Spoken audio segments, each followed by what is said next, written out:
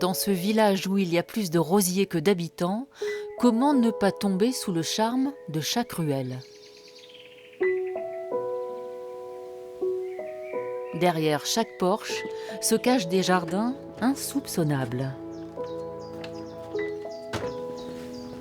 Voilà, ici vous êtes arrivé au bout de l'impasse, dans le plus vieux jardin de Gerberoy, un jardin de roses, mais aussi d'ifs monumentaux, rarissimes, et de buis taillés.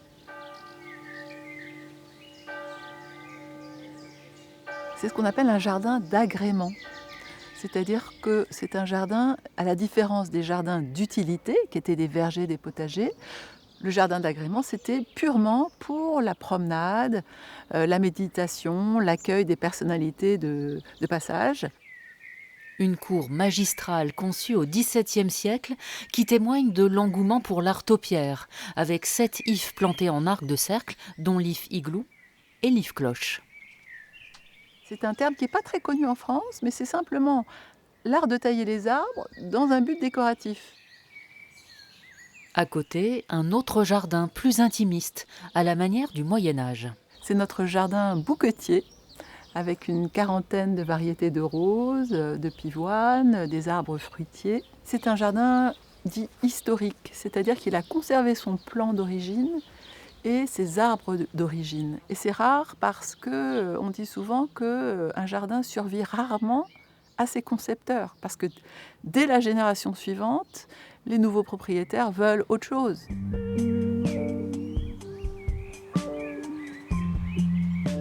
Gerberoy est communément appelé le village aux 1000 rosiers. Cela remonte à l'installation du peintre Henri Le Sidaner sur les conseils de son ami Auguste Rodin. Il va se prendre de passion pour Gerberoy, donc il va louer cette maison d'habitation et vers 1903, il va l'acheter. Et de là, il va pouvoir y peindre de nombreuses œuvres. Il va se prendre de passion pour cette petite cité un petit peu endormie et il va beaucoup conseiller les habitants sur la restauration, mais également le fleurissement. Derrière cette porte se niche le jardin blanc, qu'il crée pour sa peinture, à la manière de Monet à Giverny. Il installe une roseraie à floraison exubérante pour son atelier d'été, des terrasses à l'italienne, avec la copie du Temple de l'amour de Versailles.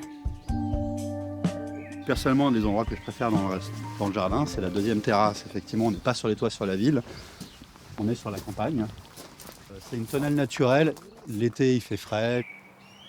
C'est l'œuvre de toute une vie, les jardins comme ça, finalement. Il l'a fait petit à petit, certes, mais il l'a fait à plein temps. Là, je vois effectivement le temps que ça nous prend pour juste l'entretenir. Je me dis, pour le réaliser, effectivement, il lui a fallu presque 20 ans.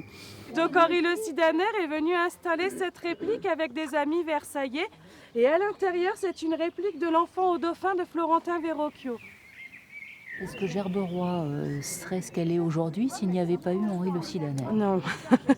Non, non, le peintre a vraiment lancé la notoriété aussi de la ville. Hein. C'est lui qui a fait planter les premières roses au niveau de Gerberoy, qui a créé la première fête des roses en 1928.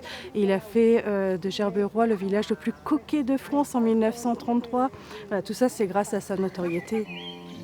Une belle promenade impressionniste dans ce village-jardin remarquable de 70 habitants, classé parmi les plus beaux de France, où la rose est reine.